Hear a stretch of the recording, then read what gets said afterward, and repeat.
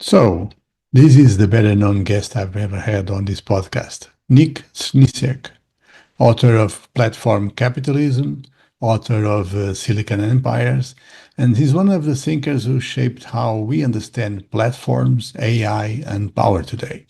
So, if you work in research, if you build startups, or if you care about innovation policy, his ideas already shape your world, whether you know it or not.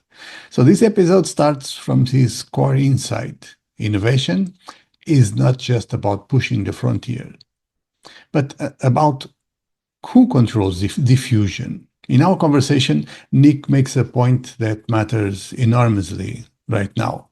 There's a lot to be gained by diffusion, not just by pushing the frontier. That single sentence explains a lot of what is happening in AI, platforms, and innovation policy. Nick has spent years studying how platforms became economic actors, how AI power concentrates, and how states and corporations are now locked in a struggle over control.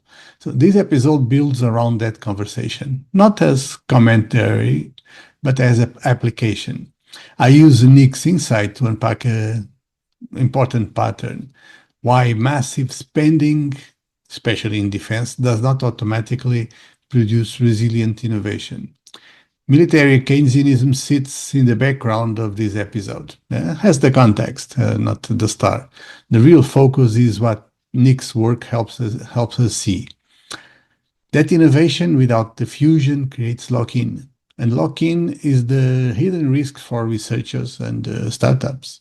So in this episode, I give you the full scaffold up front.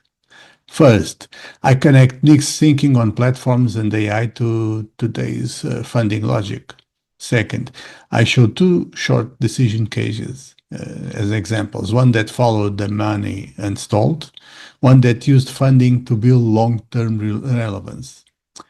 Third, I give you one simple task, a one-page test inspired directly by this interview. All of these links back to the same framework, the one I developed in my book, Transition Science in the Economy. It was published last year, November, and it asks a simple question. Not how much we invest, but where those investments take us. This episode is the applied version of that question. So, grounded in a rare conversation with one of the most influential thinkers of our time, stay with me. If you understand Nick Srnicek's work, you will understand why so many innovation strategies look strong today and age badly tomorrow.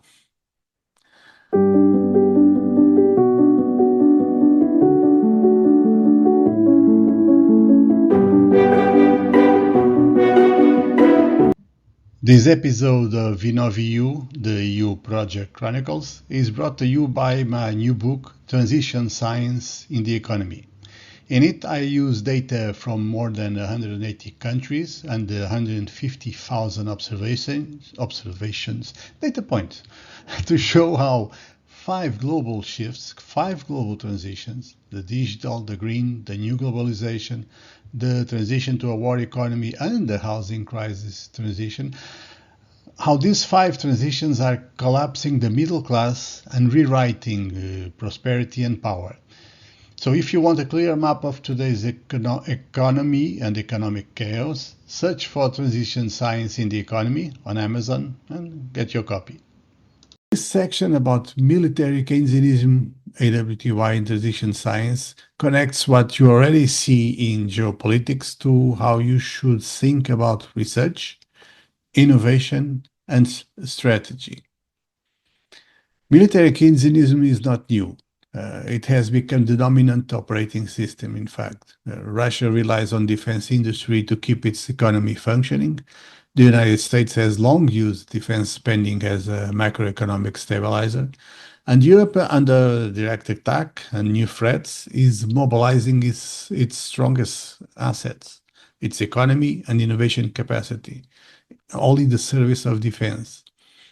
This is exactly why transition science exists. And here is the key AWTY insight. Countries can score higher on the war economy dimension while silently degrading their digital, their green, their housing, or their new globalization transitions. That looks like strength in the short term, and that it creates fragility in the medium term. Military Keynesianism is very effective at mobilization. It is weak at diffusion. AWTY makes this visible. The data makes this visible. Defense-heavy trajectories tend to concentrate innovation inside closed systems. Well, knowledge circulates less, spillovers are weakened, and civilian adoption slows. This is where researchers and startups can get trapped. If you optimize only for the war economy signal, if you do that, you may align perfectly with funding today and drift away from long-term transition readiness. So your project becomes legible to defense evaluators, but opaque to markets, cities, or civilian users. Transition science reframes that problem. Innovation is won not by maximizing one transition, it is about keeping multiple transitions advancing at the same time. Defense funding should be treated as a transition accelerator, not as a destination. Civilian diffusion must be explicit from day one in any project. Optionality across transitions must also be preserved. This is why AWTY matters for strategy. It lets you see whether a country, a sector, or a project is building balanced resilience or simply inflating one dimension at the expense of the others. And this is the core message of transition science in the economy. Static indicators like GDP or research and development spending, they tell you how much, they don't tell you where you are heading. Transition science focuses on trajectories. AWTY makes those trajectories measurable. If your research, your startup only fits the war economy narrative, it's fragile. If it can translate defense-driven investment into civilian diffusion across energy, digital systems, or markets, or housing, it is anti-fragile. So military Keynesianism will shape budgets. There's no way around that in the near future. Transition science decides who still matters when the transition phase changes, when the budgets change again. So I'm going to show you two decisions that showcase how to separate winners from dead ends. Let me make this concrete with those two short cases. They are not success stories, decision stories. So first case, defense alignment without a second life. So this European research consortium built a technically impressive system aligned perfectly with defense priorities. So funding promises a lot and evaluations were kind. But they did design diffusion. The technology depends on military-grade specifications, and IP will be locked inside procurement contracts. They didn't define who will be civilian users or who can they be. When defense priorities shift again, that project may be in a dead end. No spin-offs, no civilian adoption, no second life. From a AWTY perspective, this strengthened the war economy dimension. This project contributed to the war economy dimension. But it's weak in the long-term digital and new globalization readiness, for example. So the lesson is simple. Sorry. Funding success doesn't mean transition success. Short-term, long-run. Second case, dual use design for diffusion. This is another true story, a small startup working on resilient communications. So they are entering the defense programs deliberately. They treat defense funding as phase zero, not the end goal. They want to use defense funding to start the project and put it in cruise mode. From day one, the architecture is going to be modular. Civilian use cases are explicitly included. Cities, energy operators, infrastructure providers, other possible customers. So defense funding is used to accelerate the development. But the true end, the civilian markets are the true end. Those are the markets that will enable scaling. This is used in transition science in practice. One funding source, multiple transition pathways. So AWTY logic would classify this as a balanced trajectory building, not dependency. Well, in fact, these two cases explain the real divide in the present day. Military Keynesianism creates momentum, and it can be used, that momentum. But you gotta choose your direction, long-term direction. Transition science helps determine the direction.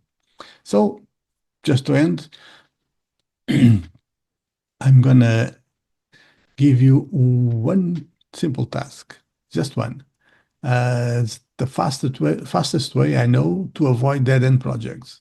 Take your project, your current project, your proposal, your startup idea, open a blank page, and at the top, write the core funding logic you are presently working on. Defense, security, dual use, strategic autonomy, whatever. Now answer three questions in that page, only one page. First, who is the civilian user if defense priorities disappear tomorrow?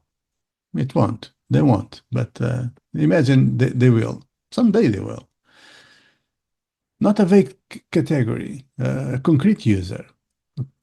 Build a persona for that civilian user. Second question, what part of your technology survives outside military specifications? You gotta be precise. Architecture, data, processes, capabilities, whatever. Third question, which other transition does your project actively strengthen? Digital, green, housing, new globalization? Which one, if any? If you cannot answer all three questions clearly, there are fragilities in your project you should consider. Doesn't mean it's bad. It means it is exposed to funding cycles. Projects that pass this test tend to survive call changes, evaluator shifts, political reorientation. So this is transition science applied. No more information, just better positioning. So today I have the pleasure of welcome to InnvoEU, the EU Project Chronicles, Nick Srnicek. I hope I'm pronouncing the name correctly. His work on platform capitalism helps us understand digital platforms has core economic actors actually that have reshaped or are reshaping markets and power structures. So thank you very much for being here. Thank you very much for having me. Are you based in where, London? I'm based in London, yeah, although I'm originally from Canada. Okay, so Professor Nick Srnicek is a senior lecturer in digital economy at King's College London, right? Yes. He's the author of Platform Capitalism, and this is an expression I use daily, both when I write and when I teach. And I always use it with this base, based on this book. It's a key text. It became a key text on how digital platforms are shaping today's economy, today's capitalism, by leveraging data network effects. But that's not all. He's also the co-author of #Accelerate and the author of Silicon Empires, a book on the global geopolitical struggle over AI power. This is exciting. And I believe this is your most recent work. So is it okay? Would you Yeah. start there? Would you tell us a little bit about what's the idea in this latest book? Yeah. So I'll maybe step back a little bit because when I was Okay. writing Platform Capitalism, one of the key things I was trying to do in writing it was simply to understand for myself what was going on with platforms. Because I remember distinctly trying to get a grasp on everything before, while I was writing the book. And everybody just seemed to have a different definition of platforms. There was different lenses on it. There wasn't really a political economy focus, at least from that sort of critical perspective that I tried to take. And so the book was in many ways an attempt to try and understand digital platforms for myself. And a similar sort of thing happens with Silicon Empires. It was, to begin with, very much an attempt, from my own part to try and understand what was going on in the AI world. Because if you follow the AI world at all, you know that there's so much going on. And every day there's some major new story. And it just becomes a question of, well, how do you separate the noise out from what is actually fundamental to this? And how do we understand the behaviors of all of these different actors and try and understand the potential impacts of artificial intelligence? So for me, that was, trying to lay out a basic foundation for understanding these sorts of things, was what I was trying to do within Silicon Empires. Oh, and you sure did. But tell me one thing. In this work, you reframe platforms as economic actors. How should we understand the rise of platform capitalism? Just a tech phenomenon or a change in the system? Yeah, so I think it's very much a tech-led phenomenon because platforms as an organizational form have existed for a long period of time. And, one of the classic pre-digital examples is something like a shopping mall. The shopping mall is a platform which allows, shoppers to come in on one hand, but also independent stores and franchises and all that to come in on the other side of this platform. So we've had platforms for a long time, but they never sort of had the prominence that they started to take in the late 2000s and then into the 2010s, and of course, dominating today. So it was that digital aspect, that technological aspect, which really facilitated their capacity to enter into all these different industries in ways that hadn't previously been possible. So I think that is like a core driver. The impacts of them go far beyond the technological, and the ways in which they sort of get ingratiated within a particular industry, of course, is not just technological. And Uber is a really good example of this, the ways in which, it sort of warped existing regulations around the taxi industry, and around employment. All of that sort of stuff got warped by the introduction of this technology, and was sort of part and parcel of the platformization of a particular industry. So it's, yeah, digital led, technological led, but I think it's far broader than just that. Mhm. But in the end, these platforms, they shape the labor, the markets, data flows. What does this mean for researchers? So when they're building data-intensive projects today, because most projects are data-intensive, what constraints or what advantages can they get from this platform capitalism? Yeah, I guess there's a number of different ways to take that sort of question. I think one aspect is the ways in which research about these sorts of things has changed, and particularly in terms of access is what I'm thinking about. So the sort of Web 2.0 era where everything was open and interoperable and, the sort of vision of a highly decentralized and user-driven sort of internet, that's disappeared in the wake of Yeah. the rise of these centralized platforms. But the centralized platforms have meant a lot of that access has been closed down. So whether it be, API access or other direct access that you might have had to the sort of content and streams of information being produced on these platforms, a lot of that is closed down. And, Meta is a good example, and X is another example. It makes it much harder to study these things as a result of their becoming more closed in. So I think that's one thing to note. I will also mention, I think there's an interesting, and this is very new, I think, an interesting sort of emerging phenomenon, about using AI technology to study these sorts of things and the ways in which it might foster a move away from more centralized platforms and like storing your research in a centralized platform. So the example is something like an AI agent today, and the really popular example on Twitter at the moment is Claude Code. And one of the virtues of Claude Code is that you give it access to your local files, and then you can chat with it about your local files. And the value that people are getting from it depends not on what's stored in a centralized platform or anything. It's about what's stored on their hard drives, basically. And this is, I think, an interesting shift that's just emerging, is that we're able to do this sort of stuff much more locally, and in ways which it hasn't been the trend over the past decade, I would say. More and more research has sort of been reliant upon these centralized platforms, and there's perhaps a move away to a more local-based, decentralized version. Is that, do you see that as a reaction to what is called the enshittification phenomena of these platforms? Exactly. Yeah.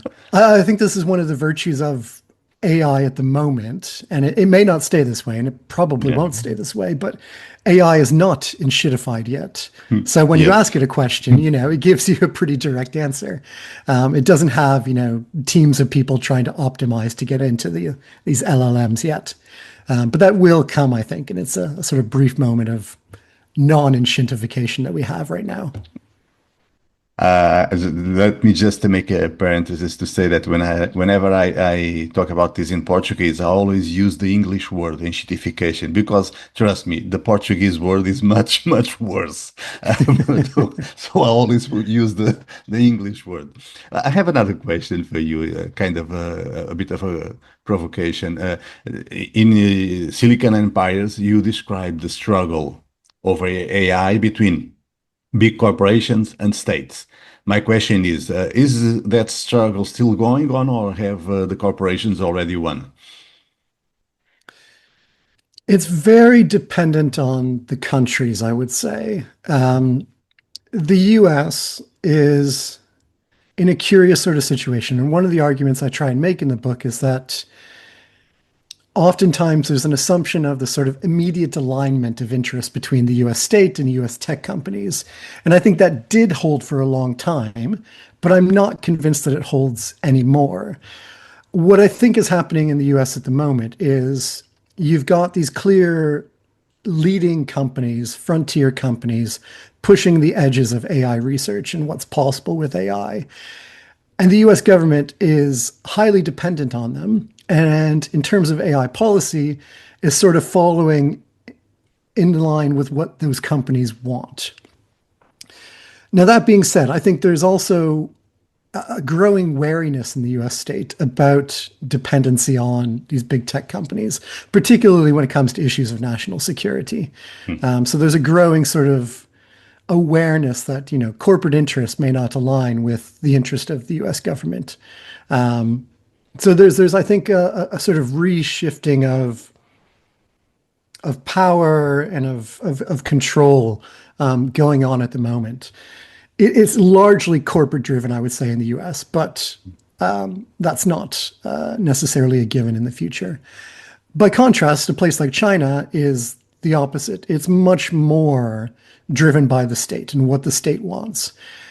And my reading of the tech crackdown in 2021, 2022, is that this was a moment where the state basically told specifically platform companies, stop focusing all your attention on these somewhat frivolous things and focus on building up our national self-sufficiency in technology.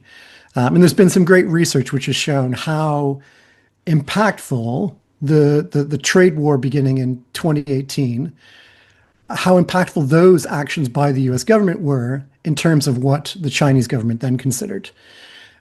Tech self-sufficiency just wasn't a top priority for the government until that sort of stuff started happening.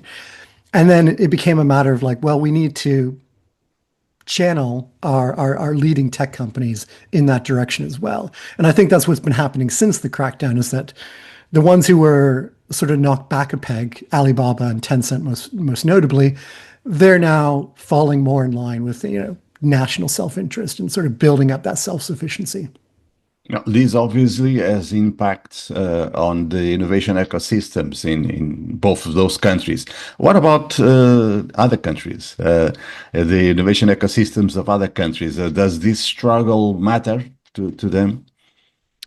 It does, it does. And I think especially in the wake of, Trump's sort of boisterous comments and belligerence towards, allies, there's obviously a very much a growing concern with digital sovereignty and countries trying to chart their own path forward that isn't dependent on the American tech stack and isn't dependent on the Chinese tech stack, but at least allows countries to have some sovereignty over particular elements of that stack, even if it's not the entire thing. The EU is probably the biggest example, although in practice, it's still somewhat, I think, confused and trying to do a little bit of everything. But you've also got South Korea, you've got India, you've got Brazil, you've got a variety of different countries which are charting out different attempts at AI sovereignty and digital sovereignty more broadly. So for them, there's clear sort of political goals that they want to enable. And the government efforts are, trying to foster the development of those goals and channel innovation in those directions. In your opinion, how could they do that? How could Europe or the UK or South Korea, the countries you mentioned, what instruments do they have to support domestic innovation in this area? Because it's if you look at the news, it's a lot of money. You gotta have deep pockets to make all those investments. So is there anything the smaller states can do? I think it is possible. I think South Korea is in a unique position because they have these quite crucial technology companies and they have a long history of industrial policy supporting political goals. So South Korea is somewhat unique, and I don't think they can necessarily be a model for many other countries. I think Europe is one of the more interesting cases precisely because it potentially has the resources to do quite a bit. It's got, the economic resources. It doesn't necessarily have the political institutions to bring these things out and implement them in the ways that they would desire. But it does have that potential. So I think it's an interesting one to follow. My big sort of question around digital sovereignty is, and especially AI sovereignty, is what is it for? And what are you capable of doing? So as you say, AI is extremely expensive to do. And I think last year, 2024, the company spent, 2025, the company spent, $1/3 of $1 trillion on capital expenditures. So the big four AI companies in the US, huge amounts of money. And that's a load of money to be spending even for governments, 100 billion, let's say, per year. If your intention is to try and follow the American model and to chase after that leading edge in innovation, I think it's extremely expensive. And in most cases, it's a waste of money. What happens is you build up these massive data centers, you go and train a model for a few months, you spend loads and loads of money doing it. And then about 3 months later, and a competitor comes out and beats you. So you might have the top tier model for a few months and then you're back to the square one. So it's a lot of money for not much gain, I think. So that becomes the question of, well, what is digital sovereignty all about and what is AI sovereignty all about if it's not taking that sort of leading edge in innovation? And I think here, the sort of distinction between innovation and diffusion is a really useful one. There's a lot to be gained by diffusion, but I think there's also a lot to be gained by thinking about innovation, not just in pushing those sort of scaling laws forward and building bigger models and bigger data centers, but also thinking about things like alternative architectures and thinking about the ways in which these AI models today are not just sort of independent things which do everything on themselves. In fact, what's happening is that they're welded onto a whole series of different computational tools. And there's a lot of innovation that could be built into those tools and into the standards which allow these things to be talking with each other. So I think here there's a real space for innovation to occur in a way which doesn't cost a lot of money, but which is highly impactful because you could be setting the standards that maintain, for instance, interoperability for years to come. So that sort of thing, I think, has a lot more value than trying to chase after the American model, which, it gets all the attention, but it's also ultimately a big waste of money in many ways. Well, to your point, I was quite surprised to see that the company that had the highest valuation or the highest growth in valuation in last year was a Japanese company, not then NVIDIA, but a Japanese company that makes memory chips, not the processors that NVIDIA does, but memory chips. But because those are also necessary. There's a lot going on with these data centers. But one question I was thinking about when you are talking, don't we tend to confuse LLMs with AI? Is there more to AI than LLMs? And are there other areas where there's a lot still to be done? Yeah, I think we do. When we talk about AI today, it's almost always LLMs and generative AI.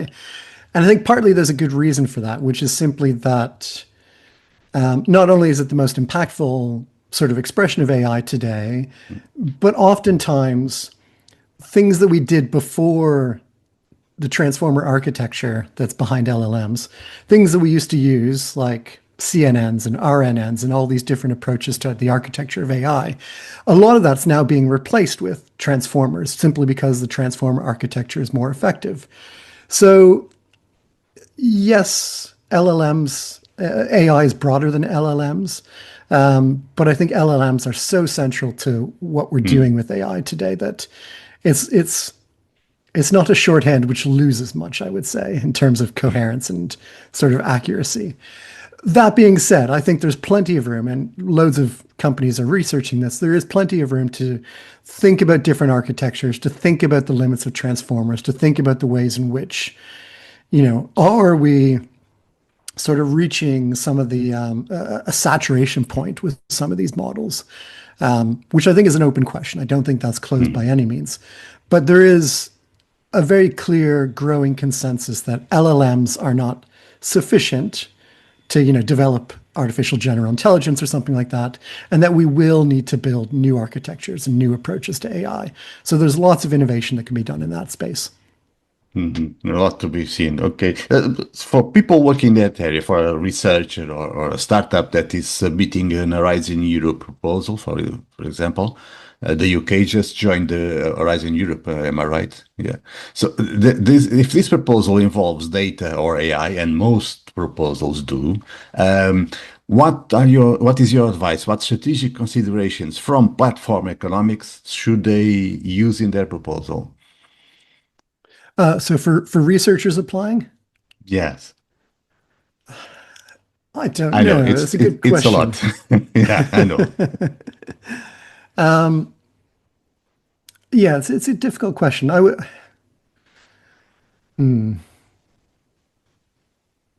mean, I guess it would But follow in line sort of with what I've said already, which is the focus on diffusion and application, as opposed to just trying to okay. push in the same direction that these large tech companies are working with. And then also the sort of system of tools and frameworks and harnesses that are being built up around these models. I think there's a lot of room for applying for funding to help to build up that area as well. It's funny you say that because just this morning I was reading a comment in my Substack newsletter that she was saying she has been in several occasions of grant concession committees where she realized they were more worried about how would that each proposal connects with what already exists with the platforms. Then they were more worried about that than with the innovation merit on itself. So nowadays all projects need to make this balance between impact and innovation. Impact has become a keyword in EU proposals.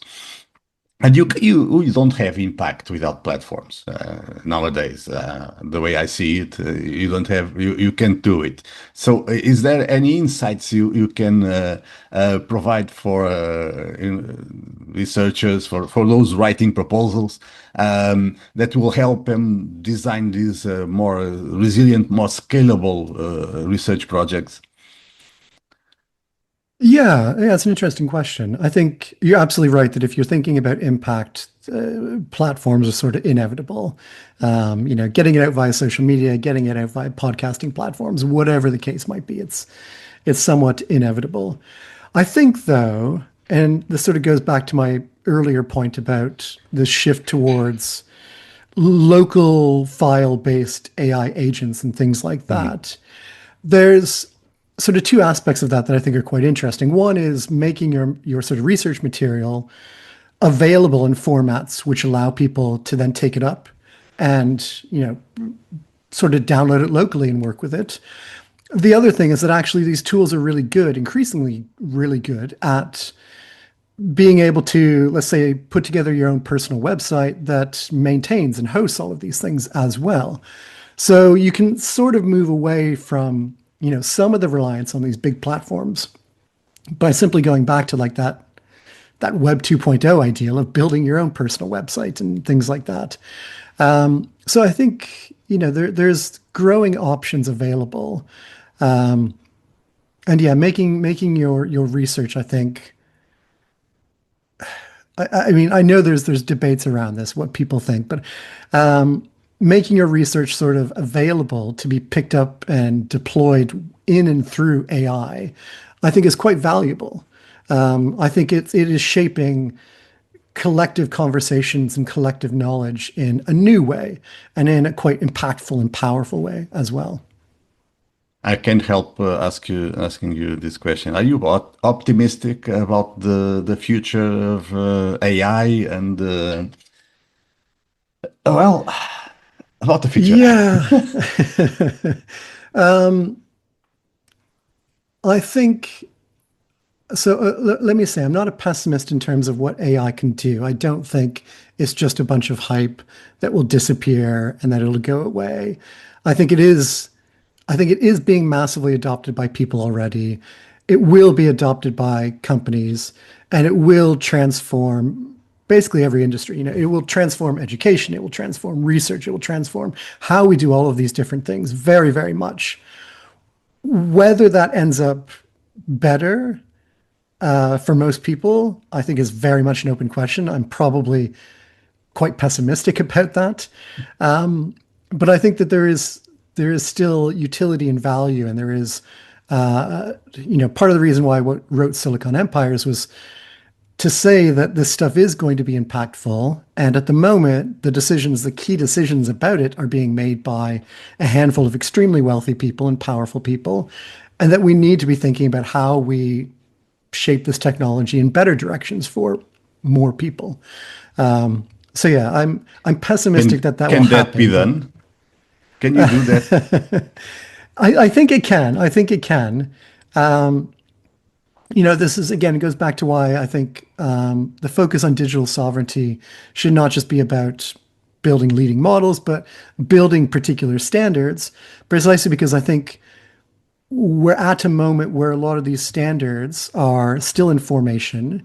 They're not settled, and there's not a consensus about them, and that there's space to implement standards which carry certain public values that we want to maintain. Things like interoperability and openness and preventing sort of proprietary closed-in systems. I'll give a very simple example, which is in the era of AI agents, your personal data is extremely important. Yesterday, Google announced personal intelligence, which is going to be reliant upon your personal data to give you really personal insights. So your personal data is extremely valuable to making this stuff useful, but it's not set in stone yet about whether that personal data is going to be like it was in the social media area, collected by platforms, controlled by platforms, and centralized by them? Or will personal data remain with you and you can bring it to different AI agents in the future? So setting those sort of public values about we want this stuff to be portable, we want interoperability, we want to prevent the formation of big tech monopolies and AI, all of that stuff, I think there's room to be channeling technology in those directions right now. That will be the next decade, or less. Not even next decade, next 3 years. Yeah. It's a very short time span we have, and I think we need to be focusing on it. I agree with you. One final question. Is there any practical insight you can give researchers, innovators to how to deal with these changes, these challenges? Yeah, I think it's going to be difficult for a lot of people, especially if, there's a somewhat romantic ideal, I think, of intellectual life, which persists in many, many disciplines of like the sort of individual thinking through all of these things and then going out and publishing and making their contribution to this body of knowledge. And I think there's still absolutely a place for that sort of thing. But increasingly, what these tools enable us to do is to do it in a much more collective way, to do it in a much more rapid way, and to sort of facilitate asking and answering questions that may not have been possible previously. So I would encourage people to play with these tools. If you tried ChatGPT once in 2023 and thought this is nonsense, you were probably right then. But things have really changed and things are changing dramatically fast. And I think having an eye to what these tools can do is really useful, and thinking about how to build these systems, research systems, institutional, intellectual systems in ways that, for instance, don't just simply play into the hands of the major academic publishers, that don't just play into the hands of the big AI companies. Thinking about how we as researchers would want to design these systems is really crucial for us to be doing. Okay. Thank you very much for your time, for this chat. I'm sure it will be very valuable for my audience. And I hope to keep reading your work, and let's keep an optimistic view of all, and most of all, let's keep working on it. So thank you very much. Thank you.